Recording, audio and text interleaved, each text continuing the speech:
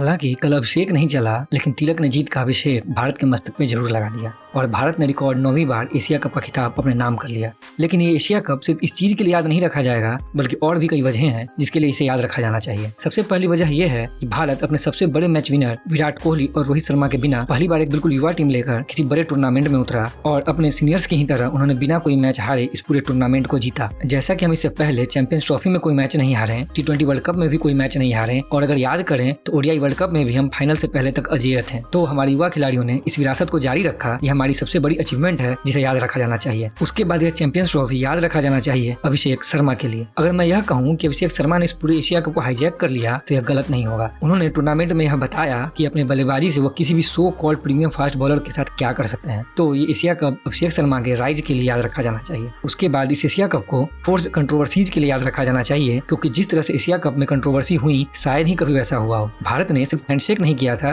जिसका कोई रूल भी नहीं है, लेकिन उसके बाद पाकिस्तान की तरफ से जो थिएट्रिक्स दिखाई गई उसके बारे में तो क्या ही बोले। प्रेस कॉन्फ्रेंस नहीं करना, यूएई के साथ 1 घंटे लेट मैच स्टार्ट करना, रिस्ट्रिक्टेड एरिया में फोटोग्राफी करना, इंडियन मीडिया के क्वेश्चंस नहीं लेना, मतलब कोई भी ऐसा रूल नहीं था जो पाकिस्तान ने ना तोड़ा हो। और सबसे बड़ी बात, इसके बाद विक्टिम कार्ड खेलना। और इन सब में सबसे दुखद यह था कि ACC के चेयरमैन, जो एक्चुअल में PCB के भी चेयरमैन है और साथ ही पाकिस्तान के इंटीरियर मिनिस्टर भी हैं, उन्होंने न्यूट्रलिटी को ताक पर रखकर खुलेआम अपनी टीम का साथ दिया और अपने पद का गलत इस्तेमाल करते हुए उन्होंने ये सब होने दिया। और साथ ही साथ उन्होंने जो सोशल मीडिया पोस्ट किए हैं वो तो आपने देखे ही होंगे। लेकिन यह ड्रामा फाइनल में भी कंटिन्यू हुआ और जब उन्हें पता था कि भारत पाकिस्तान के साथ स्टेज शेयर नहीं करेगा, तब उन्होंने बाई फोर्स यह कोशिश की कि भारतीय खिलाड़ी उनके हाथ से ट्रॉफी लें। लेकिन hats off to our players कि उन्होंने यह कहा कि हम किसी भी पाकिस्तानी मिनिस्टर के हाथ से ट्रॉफी नहीं लेंगे, क्योंकि पूरे टूर्नामेंट में उन्होंने पाकिस्तानी मिनिस्टर के जैसा ही बर्ताव किया है, न कि ACC के चेयरमैन के जैसा। साथ ही भारतीय खिलाड़ियों को मैच खत्म होने के बाद 45 मिनट तक वेट कराया गया, क्योंकि पाकिस्तानी खिलाड़ी मैच हारने के बाद अपने कमरे से निकल ही नहीं रहे थे और बाहर भारतीय टीम इंतजार कर रही थी। उसके बाद जब वह आए तो मोहसिन नकवी पोडियम से उतरने के लिए तैयार नहीं थे और हद तो तब हो गई जब आखिर में नकवी ट्रॉफी और भारतीय खिलाड़ियों का मेडल अपने साथ लेकर के चले गए जैसे वह उनकी संपत्ति हो। वैसे तो पूरे विश्व में वो कटोरा लेकर घूमते ही हैं, शायद इसको बेचकर कुछ पैसे कमाने की सोच रहे हो। वैसे भी वे टिड्डे, खच्चर और अपनी औरतें बेचने के लिए जाने ही जाते हैं। हालांकि इस पर BCCI ने कड़ा रुख अपनाया है और कहा है कि हमारे भारतीय खिलाड़ियों का ट्रॉफी और उनका मेडल उन्हें जल्द से जल्द वापस किया जाए और वे इसके खिलाफ ICC में प्रोटेस्ट भी करेंगे ताकि इस पे सख्त से सख्त कार्रवाई हो सके। ये पूरे क्रिकेट इतिहास में पहली बार हुआ है जब टूर्नामेंट जीतने वाली टीम ने बिना ट्रॉफी के ही सेलिब्रेट किया हो। मतलब फाइनल के बाद हुए इस फुल ऑन ड्रामे के लिए तो ये एशिया कप जरूर याद रखा जाना चाहिए। लेकिन आप इस एशिया कप को क्यों याद रखेंगे, कमेंट्स में जरूर बताइएगा। और आखिर में मैं अपनी कुछ पंक्तियों के साथ अपने विचार आपके लिए छोड़ जाता हूँ। शब्द और जगह बदल गए हैं पर जज्बात वही है। शब्द और जगह बदल गए हैं पर जज्बात वही है। ऑपरेशन सिंदूर हो या तिलक, दुश्मनों के खेमे में खौफ का एहसास वही है। मैदान कोई भी हो और तुम जीत जाओ, मैदान कोई भी हो और तुम जीत जाओ, ये ख्वाब देखना अब छोड़ ही दो, क्योंकि इतनी अभी तुम्हारी औकात नहीं है।